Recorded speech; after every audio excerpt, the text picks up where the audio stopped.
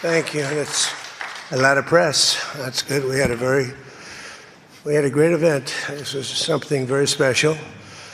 And I want to thank President Macron and Bridget, his really lovely wife, fantastic person, for welcoming us to France for an extremely successful G7 summit. I would say it's one of the most successful. And this meeting could not have come at a better time. On Sunday, we reached an agreement with Iran that achieves everything we set out to accomplish, everything and much more. Ending the current conflict, reopening the Strait of Hormuz, and preventing Iran from ever obtaining a nuclear weapon. That's what it was all about. That was about 99%. Iran cannot have a nuclear weapon. They can't develop it, buy it. They can never have a nuclear weapon. At the same time, with this announcement, or close to it, as people started to think it was going to happen when Iran was making some very positive statements, the stock market has surged to record highs, picking up thousands of points over the last short period of time, thousands of points. And oil is dropping like it has never dropped before, at levels that went in numbers down $7, down $8. They've never seen anything like that. But if we didn't do this deal, we could have dropped more bombs for another 3 weeks, 2 weeks, 4 weeks, 2 years. You would never have the Hormuz Strait open. You would never have success. Your market would have, instead of going up at levels that nobody's ever seen before, would go down at levels that nobody ever saw before, maybe except for 1929 or whatever. And all the tough guys don't realize that this wasn't a 3-month deal. This was years in the making. You know why? Because I was the one that killed General Soleimani. And if I didn't kill General Soleimani, we probably wouldn't be talking right now about this deal, because he was a mad genius. They never were able to replace him. But a lot of people forget that. The tough guys, the tough guys that would drive the country right down the tubes. The past 2 days have provided a chance to discuss the details of this historic agreement with many of our closest friends and allies, including the G7 nations and many presidents and prime ministers. As you saw, Prime Minister Modi was here. We had a long talk. He's a great guy. They are thrilled that we made a deal, every one of them. There's not one nation that came to us and said, please, sir, keep dropping bombs on them. Please keep dropping bombs. The stupid people say that. But I'm thrilled to report, and by the way, those last 2 days were brutal.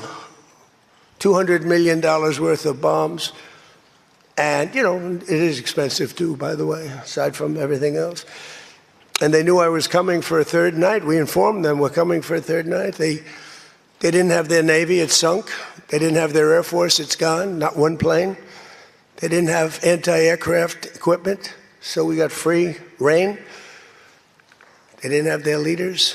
But they have a new group of leaders that I think is, actually, I think they're smarter. I think they're very smart. I think they're far less radicalized. And I think they're really good. They love their country. You talk about regime change, nobody will say that, but I guess look, their one set of leaders is all gone. Their second set of leaders is all gone. Their third set of leaders a little bit gone, but for the most part, and frankly, I think that's regime change. I think they're going to behave much differently. I think they see a different way of life that they were never exposed to. So the one thing I didn't want to see is economic catastrophe. If you kept this going, that could have happened. But all I know is every time we talked about the possibility of peace, the stock market shot up like a rocket ship. It never went down. They didn't like it. The people, the stock market is more brilliant than anybody there is, including the people on the stage, other than me, of course. Let's see. I don't know. What do you think, Scott? Is the stock market more brilliant than you? No, sir. Oh, that's a terrible statement. All right. The stock market is quite brilliant. And every time we said something amazing, like we're going to settle, it would go up. And every time we said something negative, like, guess what, we're not going to be able to settle, it would go down very big, Peter, right? Very, very big. Tells you something. And you know, I've studied presidents, some good, some bad, some great. Not too many are great. And some really bad. We had one just recently. And the one president I did not want to be was the late, great Herbert Hoover. I didn't want that. And who knows what would have happened. But bad things happen. So the past 2 days have provided a chance to discuss the details of the deal with the closest friends and allies, heads of countries. They were all here, a lot of them. Far more than the 7, as you know, a lot of them. And they put out a statement. I think President Macron, who did a great job, by the way, did a really fan, him and Bridget, they did a great job. But they all put out statements saying they love this deal because they want to see it over. And they love the fact that the Hormuz, don't forget, if we were going to drop bombs, let's say we went another month, another 2, 3 months, maybe weeks, could be another 3 months, could be whatever. What do you have left? Got maybe nothing, but you don't have, the Strait will never be open because people that own billion-dollar ships, these ships cost $1 billion. They don't like sailing ships or having their ships participate when you go up the coast and you go through the Strait and there are rockets flying over your head. They want to protect their $1 billion investment. You wouldn't have oil for maybe years. These are stupid people. But nobody was tougher than me. Nobody hit Soleimani. You know, when I hit Soleimani, people thought that was the biggest thing to happen in the Middle East for 50 years. That was the biggest event. He was the boss of Iran and respected, but he was a mad genius. He was a genius, the father of the roadside bomb. When you see young men, and in some cases women, mostly men, walking around without legs, without arms, with a face that's been blown to smithereens, it's Soleimani, 95%, 96.2 they say or something, 95%. That was Soleimani did it. Happened to come from Iran, and I blew him up. You remember that? I blew him up in the Valley of Death. He got off his plane and we followed him. And in all fairness, because they've been wonderful to me, Israel, but they didn't want to do that attack. They were all set. The night before the attack, they informed me they didn't want to do it. So I had to make a decision. I made the decision to do it. But it was a joint venture, as we say in the real estate business. That was a joint venture between Israel and us. We studied it for a month. We knew what plane he was going to be on. Almost a month before, he only traveled on commercial airliners, big ones with lots of people, because he knew we wouldn't shoot him down. He was very smart. But we knew he was going to be on that plane. We followed him. And then Israel informed me that they won't do it. And I had to make a decision. I had some very good generals, and not the ones you see on television, very good. And I want to thank also Pete Hegseth and General Raisin Kane, who's phenomenal. Okay, these guys are phenomenal. They can't be better. But I had some good generals, and I said to him, well, if Israel's not going to do it, we're all prepared. Do we do it? Do you like doing it or not? He said, sir, if you want to do it, we can do it. How well? We'll do it just as well or better. We'll do it ourselves. We don't need anybody. So we took out Soleimani. One of the biggest events to happen in the Middle East, maybe ever, but they say 50 years, they say 100 years. I was with the Prime Minister of Pakistan. He said it's maybe the biggest event that has ever taken place. Nobody could believe it. So that's when it started. It didn't start like 3 or 4 or 5 weeks ago. And Obama wouldn't do it. What Obama did was he did the JCPOA. He loaded up a plane with $1.7 billion in green cash from banks all over Washington, Maryland, and Virginia. They were stripped of all their cash. They had no cash to do payrolls. It all went into a Boeing 757, a wonderful plane, and they flew it to Iran.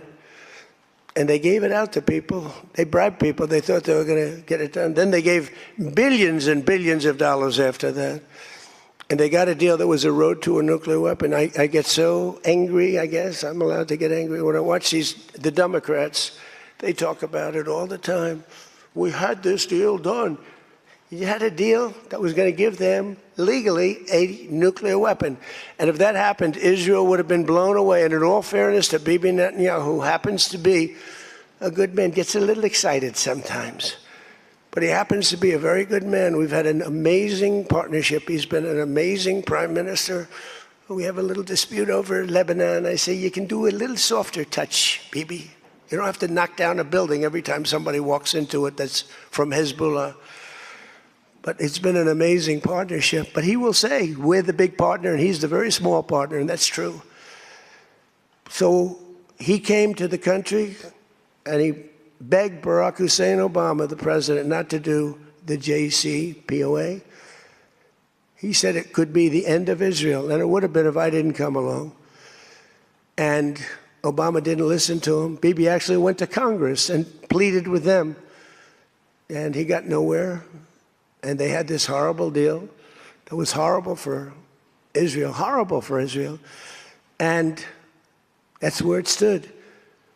And then I came along and I terminated that deal. It had very little time left. You know, it was a short-term deal. You know, with countries, you need hundreds of years. You don't need 8 years and 9 years. This isn't like you're signing a lease on a candy store in the corner.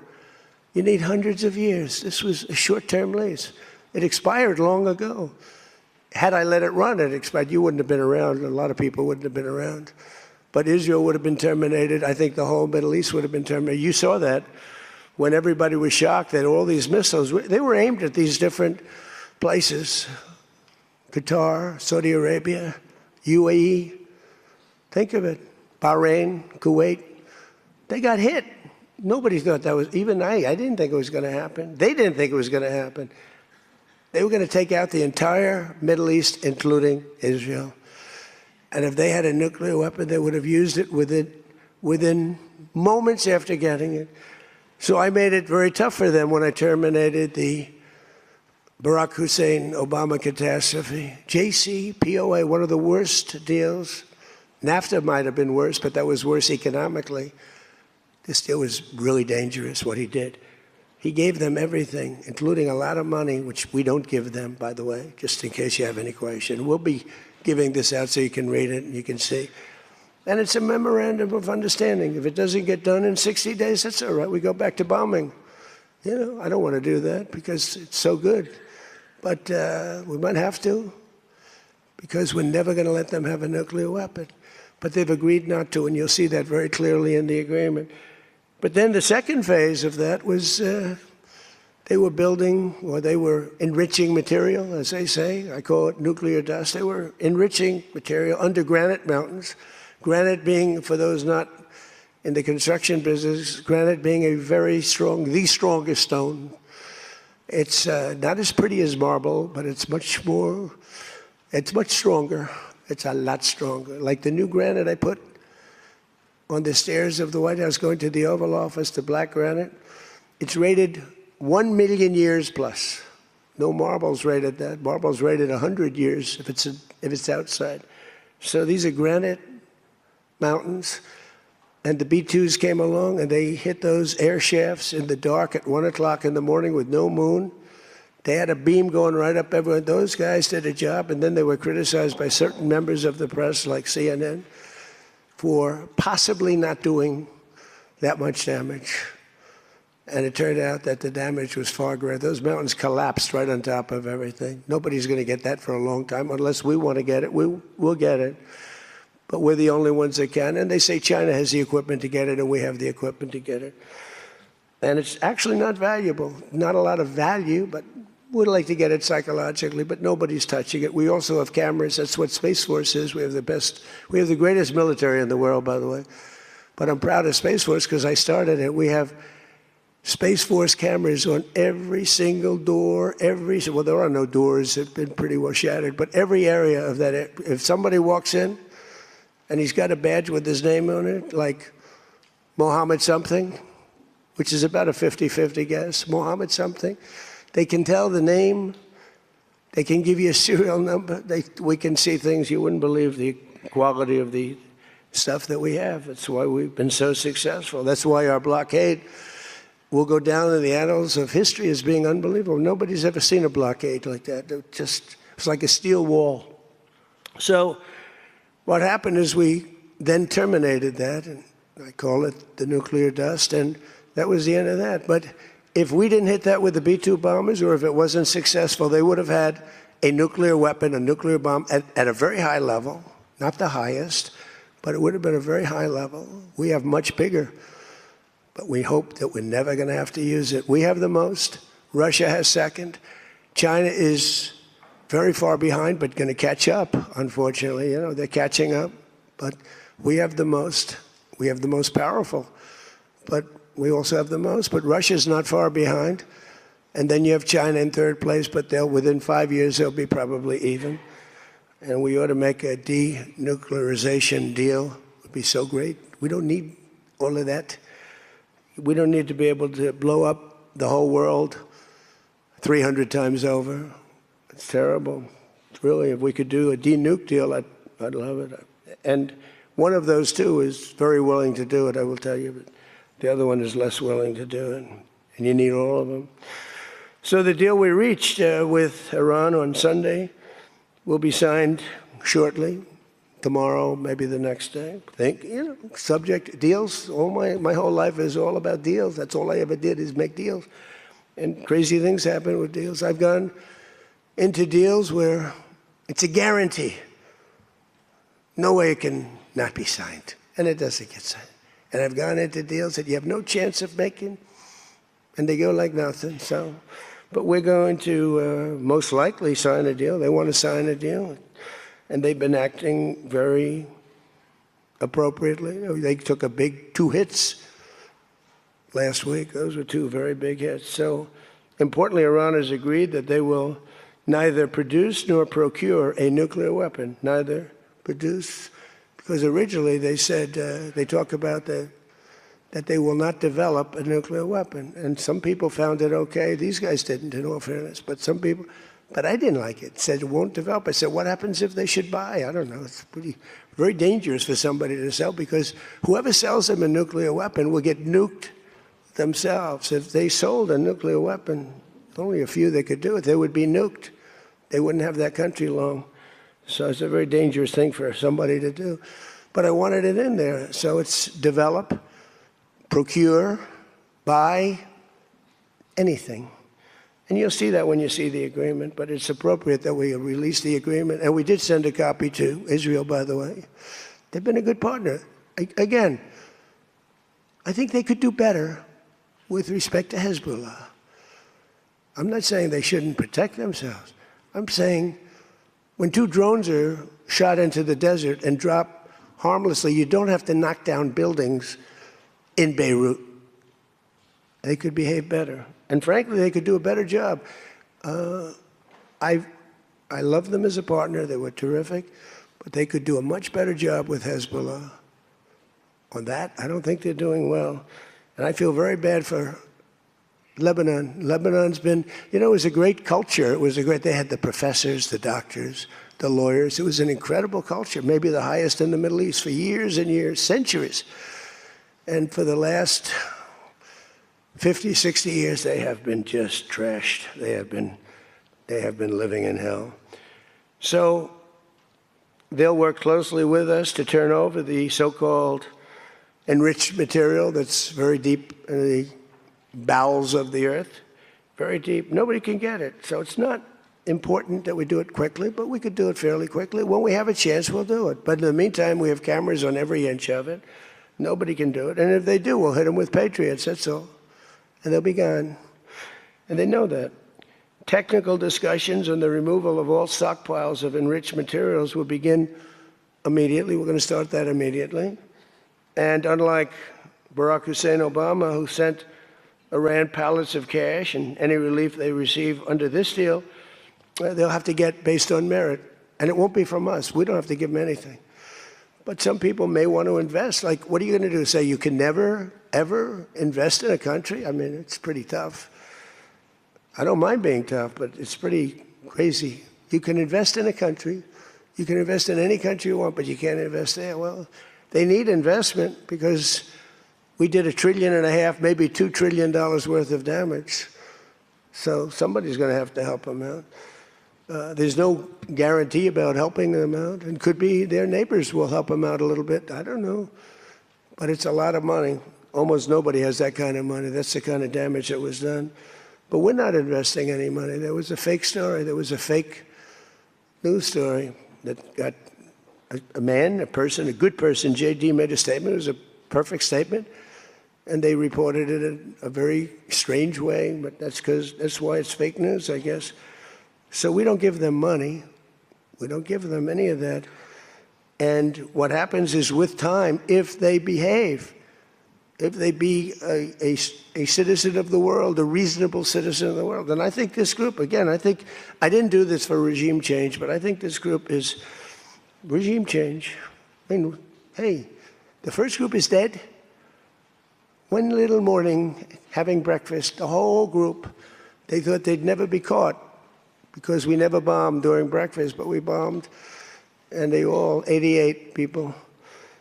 And I'm not proud of that at all. But the second group came in and they were very unreasonable too. And they were all gone. They were all gone. And then the third group, we've been dealing with them. Couple left this planet, but we've been dealing with them. And again, they've been fine. I mean, I've had a lot easier. I've had some easier ones. They're tough, they're smart. Maritime traffic through the Strait of Hormuz has already increased very substantially, and the normal flow of energy will resume in the coming days, and trillions of dollars will be made by the world, and the stock market will, I believe, continue to rise. The only difference is that a player that's very volatile, very tough, very smart, frankly, you know, they have, in one way, a primitive culture, but it's also a genius primitive culture. They're very smart people, very good negotiators, but so are we. So rather than possibly going into a depression, rather than having your favorite president be Herbert Hoover, I was always the one I didn't want to be. I wouldn't have preferred Nixon. I wouldn't have preferred, there are plenty I wouldn't prefer, but the one I always thought of, Herbert Hoover, and he caused it. He raised taxes too fast, and he raised interest rates too fast, all at the same time. And it caused the Great Depression. So I don't think I'll make mistakes like that. I lower taxes, I don't raise taxes. In fact, we just gave you the largest tax decrease, largest tax cut in the history of our country.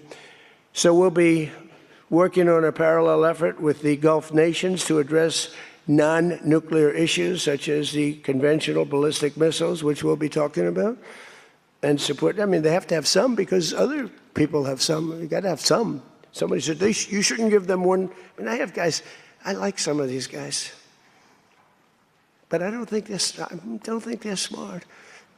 Sir, you shouldn't let them have any missile.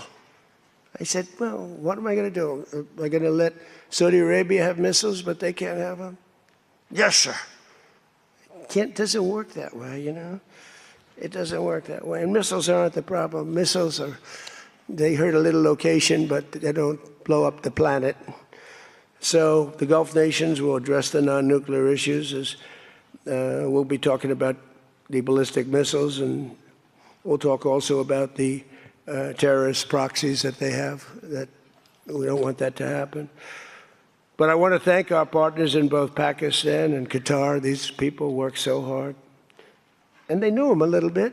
In the case of Pakistan, quite well. In the case of Qatar, they were sort of at odds. And, you know, Qatar was great because they had right next door. When I flew from there, from that location to Saudi Arabia, I'd fly for 40 minutes, and I'd fly to UAE for 40 minutes, two great leaders there, by the way. In the case of Saudi Arabia, the father's still alive, and he's fantastic, and the son is going to be great. He's going to be great. The Crown Prince and Mohammed at UAE is an incredible warrior. He was dropping bombs. Last week I said, who the hell's dropping all those bombs? It was UAE. He's a good fighter, Mohammed. But every administration for decades has sought to get Iran to relinquish its nuclear ambitions, but the threat only got bigger. The words got bigger and bigger and stronger and bigger, and nothing ever happened. And Iran got stronger and tougher. If we didn't blow them up the first time and then blow out those weapons, they would have been unstoppable. This should have done, what I'm doing and what I did should have been done years ago. Would have been much easier, much less firepower. But it wasn't. And again, I want to thank all those countries, and I want to thank Israel and Bibi Netanyahu. So obviously the breakthrough would not have been possible without the unprecedented pressure the United States put on the regime over the past year and a half. But again, it started a long time ago. It started with the death of Soleimani. That was a big deal. No president in history has ever been tougher on Iran than I have, and they know that. And by the way, if they don't honor the agreement, or some things aren't even mentioned in the agreement, it's a memorandum of understanding, but we have an understanding of certain things without writing it. And if they don't honor that, we'll probably go back to bombing them until they honor it, you know? It's amazing what bombs can do. So I say it, the Obama deal was a road to a nuclear weapon, and let's call it the Trump deal, was a wall for a nuclear weapon that the nuclear weapon could not get through. Nobody's going to get through it. We built a wall. They weren't going to have it, and that's what we have right now. And it says very clearly, the most important clause to me, too, number one, the Strait opens, but that's much less important than the other clause. Clause number whatever, 5, 8, is a very strong statement that they will never have a nuclear weapon. And it doesn't say they'll have one in 5 years or 10 years or 20 years. With Obama, they were able to enrich very quickly. This agreement now provides Iran with a historic opportunity. If they follow the path of cooperation, will have opened for them, their country will have a chance to survive. Now think of it, you know, they have 91 million people. People want me to bomb the bridges. Why don't I bomb? I already did, because, you know, they went back on one of their promises, and I bombed their biggest bridge, the equivalent of that was the George Washington Bridge of Iran. But we bombed that bridge, you saw that. One quick strike by an F-22, the most beautiful fighter jet ever made, by the way. In fact, we're ordering some more of them. We're bringing it out because it's so effective. It's incredible. It's incredible. Well, look, we have the greatest military in the world. Those B-2 bombers are unbelievable. Who would have thought they could handle, each had 2 because the flight was so long, but they handled 3 of the biggest, heaviest bombs, hundreds of thousands of pounds, and they handle them like they're nothing. It's amazing. And also, they're undetectable. They flew into Iran, totally, think of it, totally undetected. Now, Iran's waiting for them. They're waiting for them. And they never saw them. 1 o'clock in the morning, they never saw them. They're stealth. And we just ordered 22 more. The newer, upgraded version, which I guess is better. I don't know how the hell you get better. But as I expressed to the world leaders here this week, it's my hope that the peace agreement will be the beginning of a much larger deal all across the Middle East. We're very close. Look at the job we've done on Gaza. Look at Hamas. Hamas has been very silent. You haven't read anything about Hamas. And we're trying to get them unarmed. You know, they grew up with a machine gun in their hand. I think they actually, when they were born, they came out with a machine gun in their hand. So it's not the easiest thing, but they've actually, you know, behaved pretty well, considering this was not the lifestyle that they were taught to have. But including an end to all Iranian aggression, and they're not going to be Iranian aggression, and an end to war and terror in Lebanon. So the Lebanon peace is something we'll have to work on a little bit. It's a very small piece of the puzzle, actually, but it still makes a lot of noise. The big deal is the Iran deal. That's where the money is, where the power was. But they have Hezbollah, and we got to get that done one way or the other. We'll do it. I think Israel can do a much better job on it. Syria would love to do it. I was very responsible for the gentleman at Syria that's now the president of Syria. He's done a tremendous job. He's put that country together in a year and a half. sort of like our country, a year and a half. It's pretty similar size. They said, please don't put him there. He's a very violent man. Al-Qaeda. I said, well, I know one thing, a Boy Scout's not going to work. And he's actually done a very good job. He'd love to go in, and Hezbollah is an enemy of his, and he'd go in, but he wouldn't knock down buildings every time he hears there's somebody. He'd just go and get them with precision.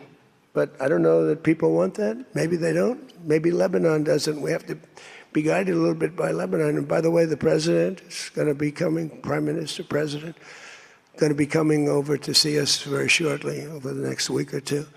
Good man. He's, man is living. What a tough life he's got, because he's got tough groups of people.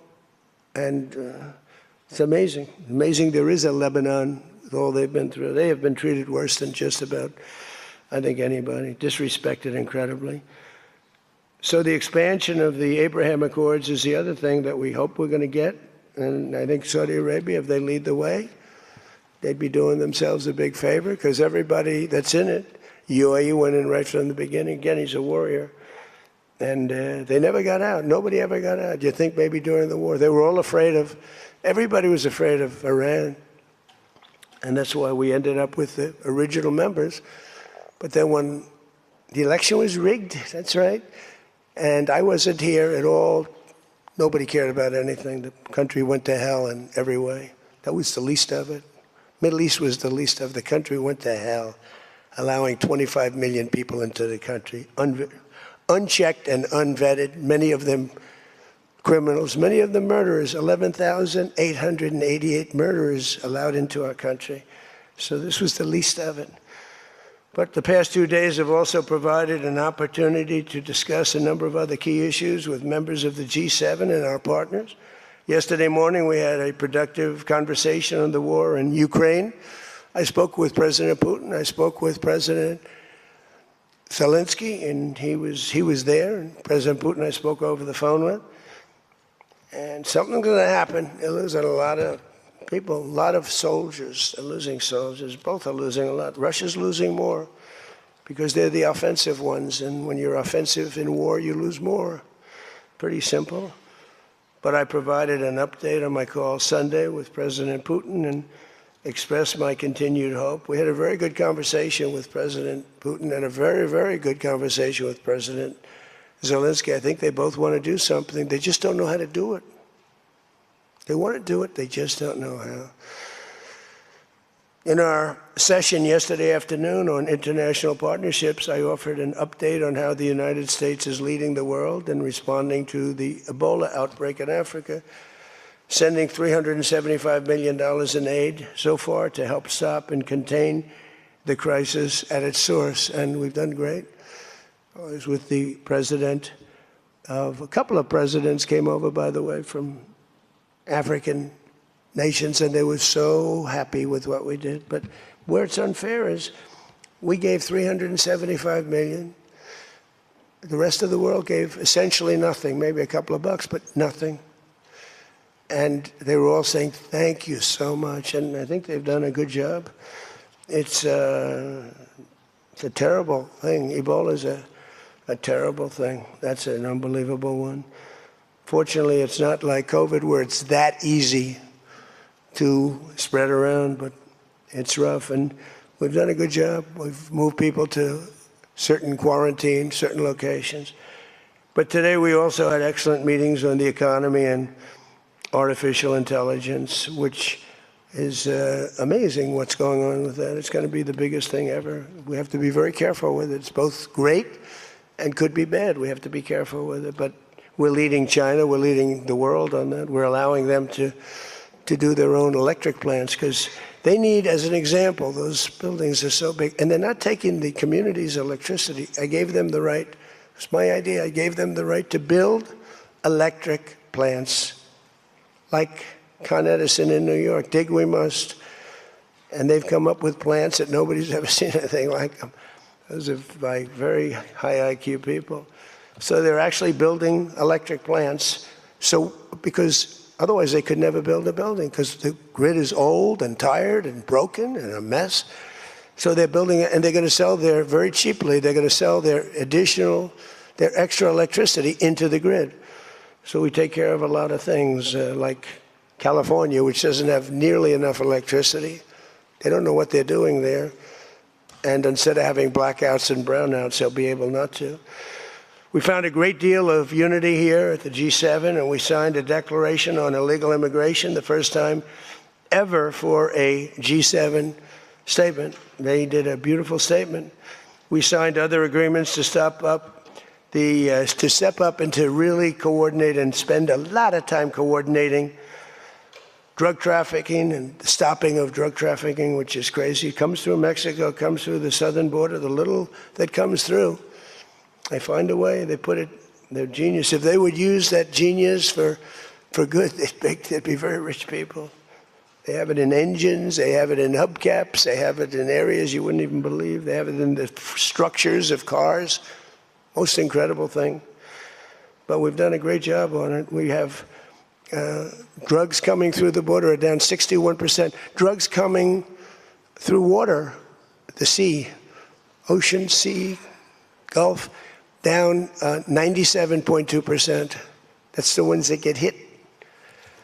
Just like we hit the Iranian minesweepers and mine droppers, they call them. They dropped. Who would have 28 mine droppers? Who has 28 mine droppers? They actually had them, but they don't have them anymore. We hit them just like we hit the drug dealers. But drugs are down by water 97%, and over 60% they're down. And now we're going to go and focus on the land. They come through Mexico. Mexico has lost control of their country. The cartels run Mexico, and it's sad. And the president's a very good woman, but she's a very scared woman. The drug cartels are totally running Mexico. It's not even close. We agreed to accelerate our efforts to secure our critical minerals and rare earth supply chains, where we have great companies really going to town. We're going to give everybody a big run because we do it better than, and we had to get motivated.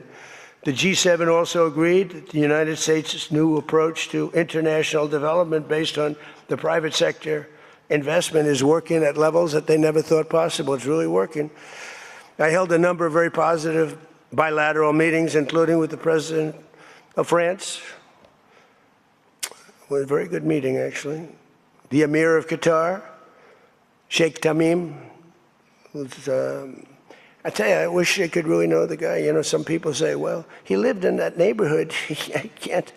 You can't be saying things that you'd like to have him say. He was fantastic on this, and he's been a fantastic guy in terms of energy and getting energy out there. President of the United Arab Emirates, Mohammed bin Zayed, who's an amazing warrior. President El-Sisi of Egypt. Prime Minister Modi of India. We spent a long time together today. I spoke to Mohammed. I spoke to the Crown Prince of Saudi Arabia a number of times. They're all so happy that they're still, you have to have them happy too, you know. We're using their airports. Not that they could stop us if we didn't want them to, but it'd be nice that I went to get that little sucker. But I missed. I hate missing. But we spoke to all of them and many countries all over the world. So every country, I think Israel too. Look, think of what Israel's getting. They're not going to be nuked. It's very simple. I told Bibi, your biggest risk was that they'd drop a nuclear weapon into the middle of Israel. They'd only need one, and there would be no more Israel. Think of it, Bibi. You got the best, the most important thing that you were asking for is that.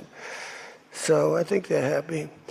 Some people are going to be, not him, but there are some people, some writers, some that I thought were friends of mine, but I don't want them as friends anymore because they're either stupid or they're bad people. But we stopped nuclear holocaust, and it stopped too. I mean, there's not going to be any of that. So from the beginning to the end, it was clear that this week, America's back. It's bigger and better and stronger. We're more respected as a country right now, I think, than we ever have been. And we were a laughingstock 2 years ago. They would laugh at us. We had a man that should have never been there. You know that. A man that would walk up to a podium once every year, and they'd ask him, what flavor ice cream do you like? I like vanilla.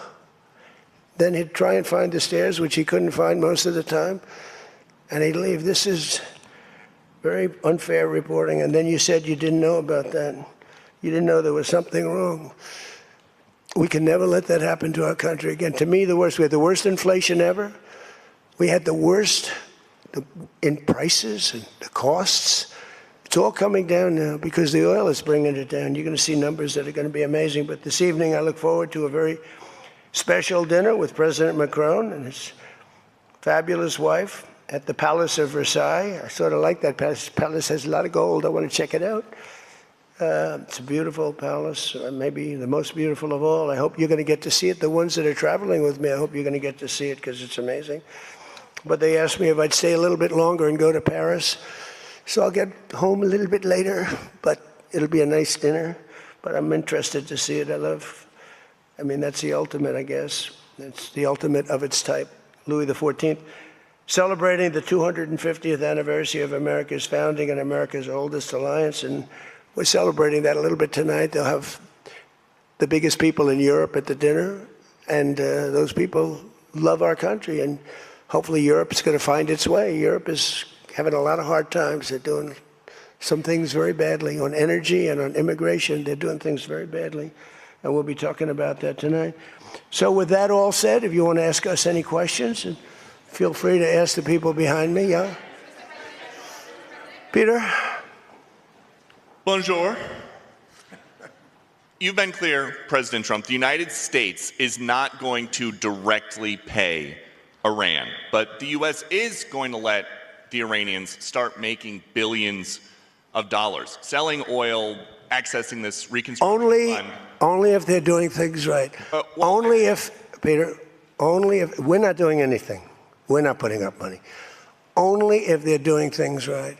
If they're doing things right, if people want to invest, they can invest. But they had this $300 million fund. It's only $300 billion fund.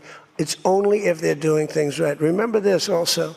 When you talk about billions of dollars, they've had much more than $1 trillion worth of damage done. They got a long way. There'll be 15 to 20 years to rebuild what they have right now. So they have to behave themselves. If they're not behaving, they get hit again. You know, they'll be hit again because we can do it very easily. It's going to take a long way for them to build back their anti-aircraft stuff. It's going to take, and you know, the other thing I want to thank China, President Xi, I was with him, and he stayed neutral, totally neutral, and I appreciate it. And I want to thank Vladimir Putin. He was very neutral. They could have made it much more difficult for us. And I want to say it. You know, somebody would say, oh, that's terrible. He's thanking President Xi of China. Well, let me tell you, I had a long talk with him. You know, they have shoulder weapons to knock down airplanes. That it's not like the real deal, but they're accurate. They're fairly accurate. I said, I would really appreciate you're not giving or selling any of that stuff to Iran. And you know what? For the most part, he didn't. So I just want to thank them because they made it a lot better. Can you explain, though, what the difference is between giving Iran U.S. dollars and unfreezing U.S. dollars? For well, the unfreezing, that's an easy one to answer. We have taken a lot of their money, and we have their money. We have taken their money. It's not our money. It's their money, and we froze it. At a certain point in time, I guess we're going to have to give it back. You know, if we didn't give it back, nobody would ever invest in the dollar again. If you took their money, because I thought about it, you know, I'm not the most perfect person. I said to Scott, why do we keep their money? What the hell are we giving it back to them? But, you know, people from lots of nations, some nations we don't agree with, they have their money. The dollar's become very strong under me. And they don't want to have a little conflict with somebody and end up having the United States just take their money. So if you do that, you really don't have a system. And I did just want to ask you about this. A wise man once said in January of 2020, Iran never won a war, but never lost a negotiation. that wise man. Who said that? Donald Trump. Oh, that's what I thought you were going to say. So how do you go back to the United States and convince a skeptical American public that this deal is a look, win? here they lost militarily, okay? It's very tough because I know that no matter what, if I would go, by the way, if I'd go another 3 or 4 weeks, those same people that are critical would say, he went too long, he should have done, no matter what. If they raised the white flag of surrender, and if they said, praise be to Allah, Donald Trump is the greatest president ever. We totally concede, we totally give up. This war is over, we have failed. The New York Times and CNN and a couple of others, they're not all that dishonest, they'd say, Iran had a great victory, okay? They practically do that. You know, it's amazing. When we knocked out their last ship, they had 159 ships. When we knocked out the last ship, the Times refused to do a story on it. They said, why wouldn't you? They don't have a Navy, and you don't want to do a story on it. They don't have an Air Force, you don't want to do a story. We need a fair press. And that's why they're all doing so badly, because they lost credibility. When I win in a landslide, and I had 93% bad press, they take good stories about me and make them bad.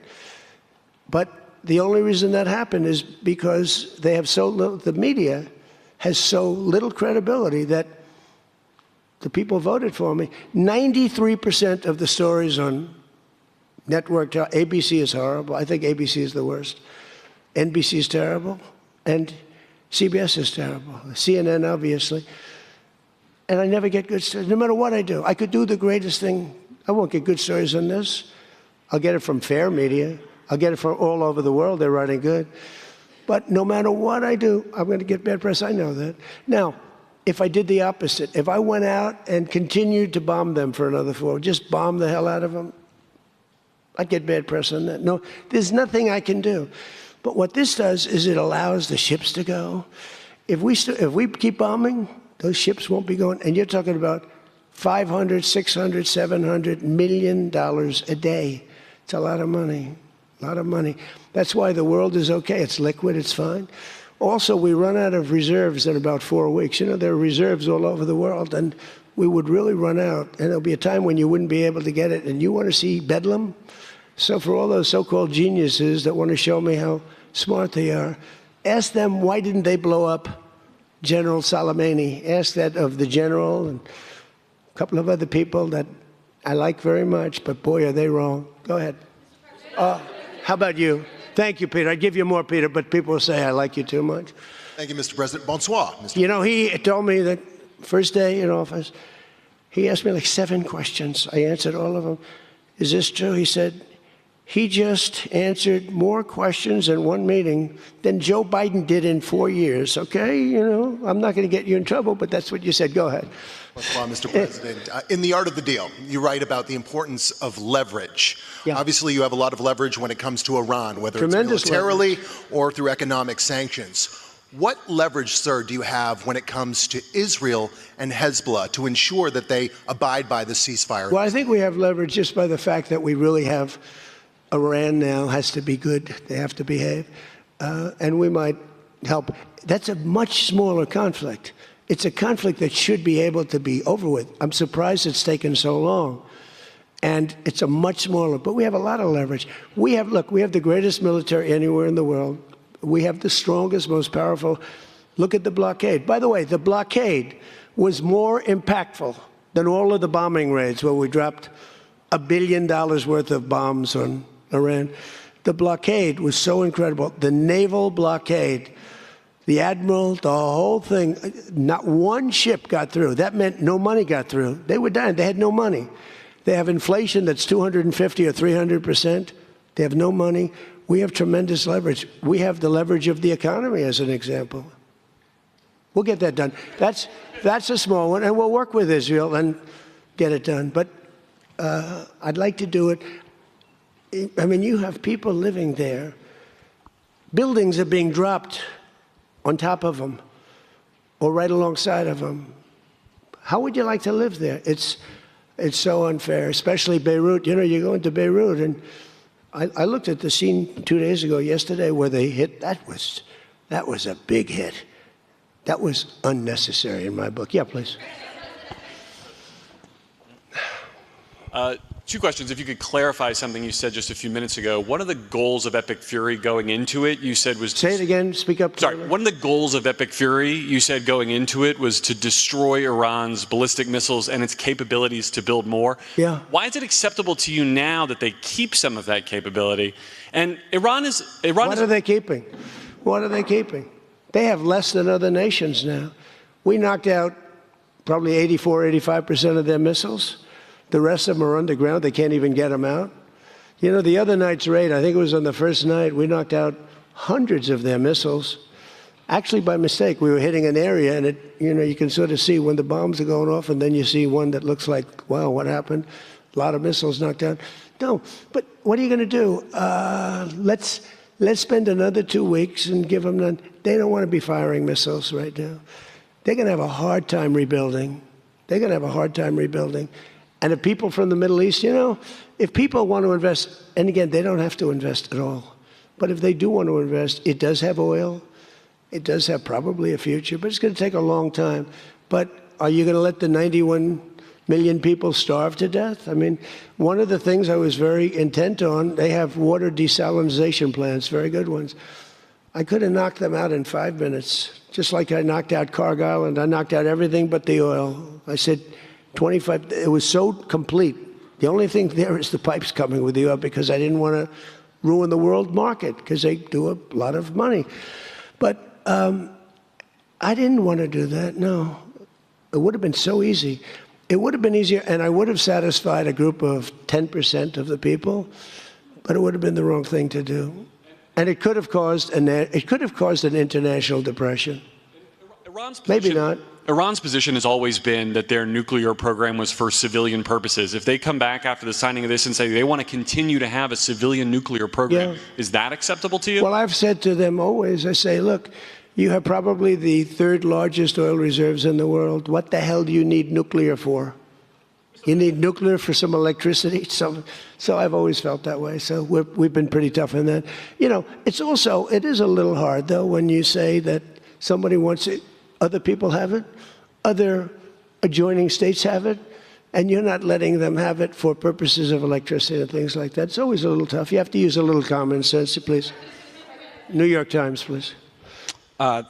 Thank you, Mr. President, for the question. Now that you're approaching a new phase in this conflict with Iran, can you now say whether you will hold anyone in your administration accountable for the strike on a school that killed more than 100 children on the first day of the war? No, if it was a fault, and as you know, that's under investigation. It's such a strange question to be asked at this state, because you're talking about a long time ago, but nobody did that on purpose. I guess you'd have to say about them, what about the thousands of soldiers that they blew up when they opened their car door? What about the thousands of people that were killed by Iran? No, mistakes are made. The war is nasty. But I know it's under investigation, and I could have a report for you tomorrow. Or I would ask Pete Hegseth that question, because they have it under investigation. Please. Mr. President, you've been saying all week that this deal permanently prevents Iran from getting a nuclear weapon, but the drafts of the deal that have been floating around barely mention Iran's nuclear program. So can you explain how exactly the deal achieves that goal? So when I say permanently, it should be permanently. But if it's not permanently, we will bomb them. They will be bombed, just like I bombed them on Wednesday night and Tuesday night, and was going to bomb them on Thursday night at a level that was 3 times greater, and they knew that. I will bomb them. Now, that's with me as president. If you have a weak, pathetic president, maybe that doesn't happen, but I can only do the job that I have to do. I have a long time to go. I have almost 3 years, close to 3 years. Time is going fast. But our country's become we're the most respected country in the world. Those leaders today, they said, we used to laugh at you. 2 years ago, the same guys, they'd laugh at the country. And now they say, you're the most respected country anywhere in the world. Militarily, even military. Take a look at what happened look at what happened in so many different locations. Afghanistan, that horrible retreat that these people made, leaving equipment behind. They weren't under any pressure. You take your time. You can get out. I was going to get out. We were going to get out with dignity and pride, take 100% of the equipment. I was even taking the tents down. But then they got in and they just left. They left all the equipment. I may get all that equipment back. Now, here's the thing. More symbolic, because it's a little old now. But we may get it all back. Afghanistan is kissing our ass. You know that? So you're threatening to bomb Iran if they don't comply, but there's nothing enforceable in the deal itself. Is that correct? Doesn't have to be. I let them know. I said, look, if you don't adhere to the agreement, I don't want to do that, but we're going to bomb the hell out of you. And I don't think that they're going to veer from the agreement. What else am I going to do? Am I going to say I'm going to take you to court? Let me take you to court. Let me sue you. No, we're going to bomb the hell out of them if they violate the agreement. I don't want them to. I want them to honor the agreement.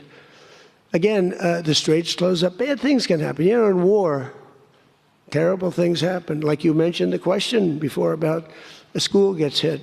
Other things get hit. Bad things happen in war. War is a nasty place. I see it. I see it. I see it better than maybe anybody has ever seen it.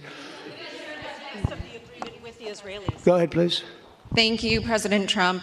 Oil prices are now plummeting. How do you see this agreement further affecting energy prices in the U.S. and the U.S. economy in the long term? And secondly, Mr. President, how do you think Vice President J.D. Vance did on The View yesterday? Well, first of all, thank you for the word plummeting, because that's what's happening. Oil prices are plummeting.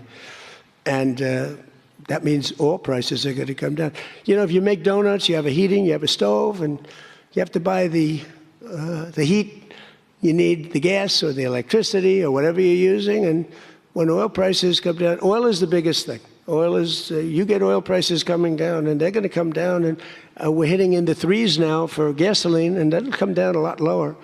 So I was in Iowa just before this started, and I was saying to myself, I can't believe we're doing so well, but I have to go, and we have to put out this fire in Iran because I don't want them using a nuclear weapon. They would have used a nuclear weapon. 100% they would have used it. The only question is, was it going to be that day or that week? They would have used a nuclear weapon. They were on the way, and I said, we're going to have to put out the fire.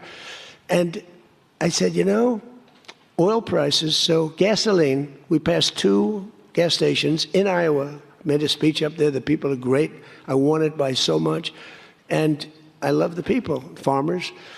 And we passed 2 gas stations. One was $1.85. One was $1.91. Now, that's Iowa. But it was, I mean, California has all those crazy taxes that they put on, you know, California taxes. But the oil was down to $2 to, I'd say, between $2 and $2.50.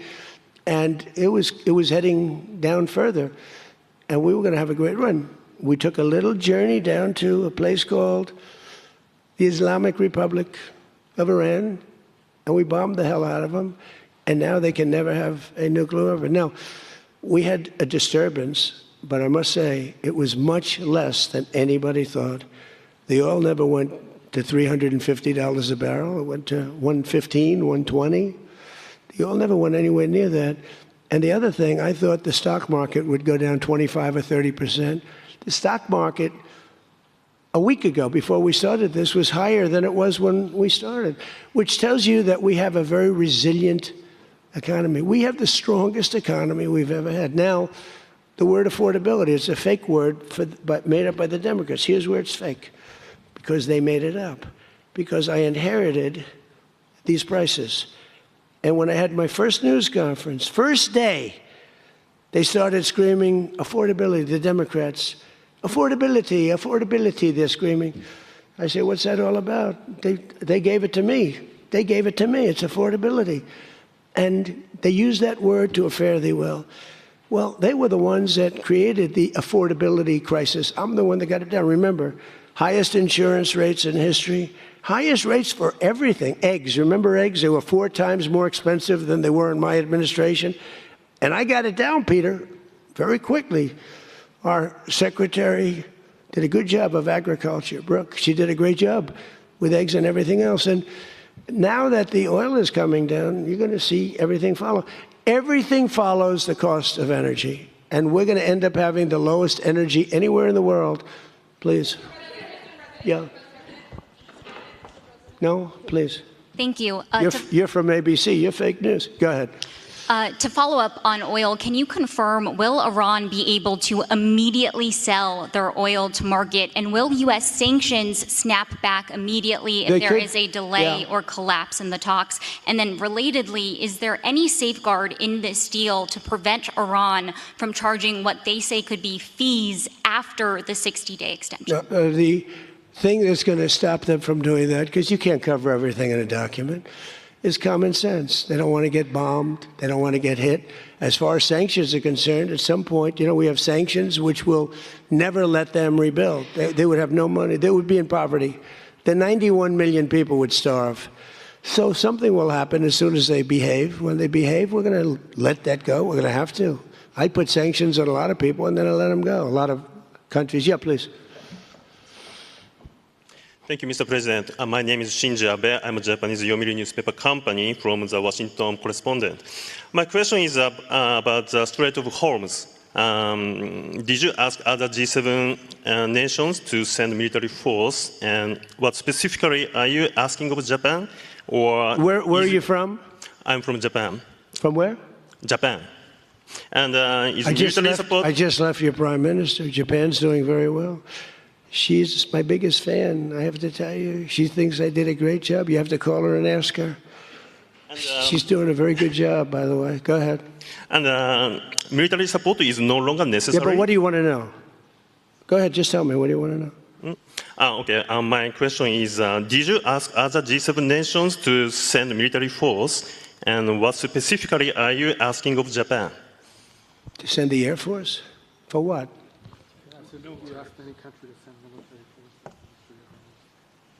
Oh, other countries, not just Japan. No, I don't need. We don't need it. Oh, by the way, they all want to do it. They all want to do it. Every single one of them. They want to go be a part of it now. Not while the war was going on. I was a little disappointed. The UK, I said, yeah, it would be nice if you sent ships. I didn't put a hard sell on, but I said it would be nice if you sent some ships. And the Prime Minister said, they'll be there, sir, as soon as the war is over. I said, did he just say that? I couldn't believe it, actually. Japan has offered to get involved. But, I mean, I'll be honest, Japan was not willing to get involved during the war. I asked her, I said, you want to get involved a little bit? I didn't put the heavy sell on, but they said, no, we don't want to get involved. Nobody did. We did it ourselves with Israel and with the Arab states that got hit, surprisingly hit. Yeah. Yes, please. Go ahead. Thanks a lot, Mr. President. Question on Brazil. I would like to know, how was your interaction here in Evian during the G7 with the Brazilian President Lula? Did you talk about the new U.S. tariffs on Brazil? Did you talk about the U.S. designation of criminal gangs as terrorists? We did. How was it? I spent a lot of time with him, actually, and it's become a little rough country, right? Politically. It's been a little dangerous politically. You're talking about Brazil. Yeah? It's been nasty. I hear they arrested somebody that's running for office today. I found that out after we left. I just said goodbye to him, and I heard that they arrested the Bolsonaro Jr. He was doing well in the polls, and they arrested him because he made a statement in Texas.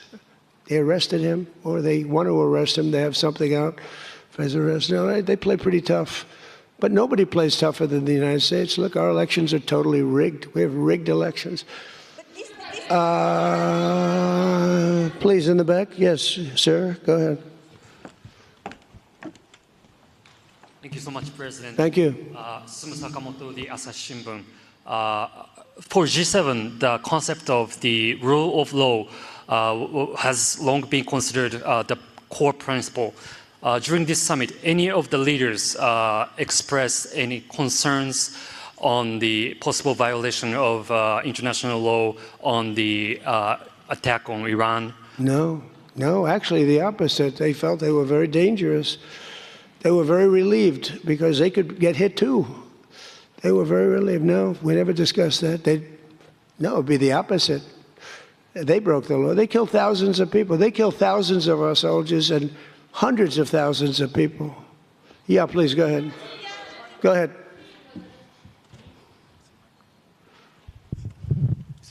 Okay.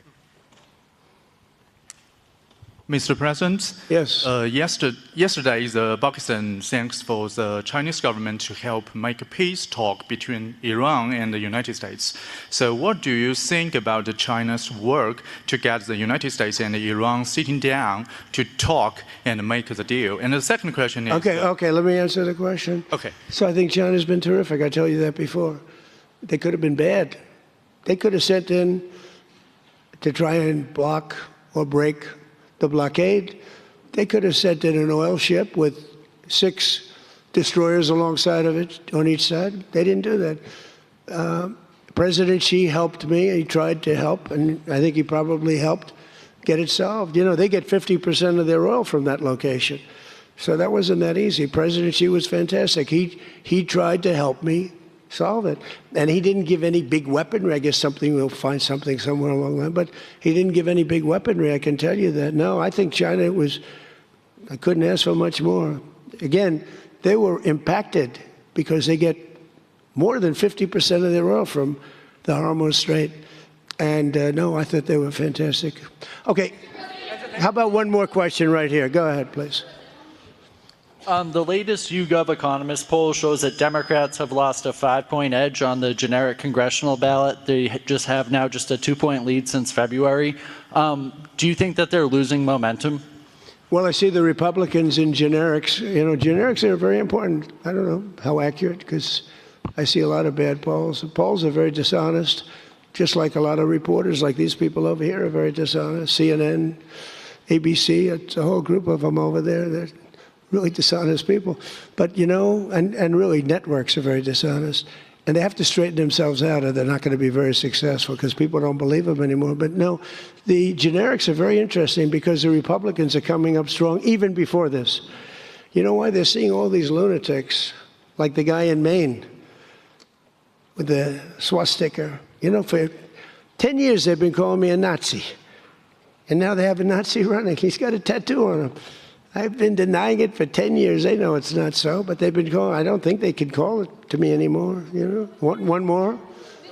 One more? Go ahead, Peter. Let me finish with Peter, because he's been better to me than he's been to Biden. Thank you, President Trump. I have a question about this weekend. Why not stick around for the signing ceremony with this Iran peace deal? I might. You might? Yeah, I might. But I'd rather, this is a memorandum of understanding. It's very important, but it might not be the kind of a document that I should be signing. Is there some element to this where you send the vice president, if it works out, great, you look like a genius for sending him. And if it doesn't work out, it's the vice president. I like that idea, sure. What?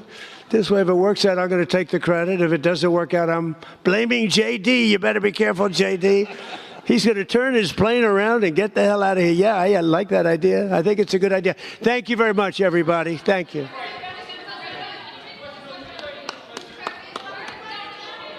Thank you, everybody.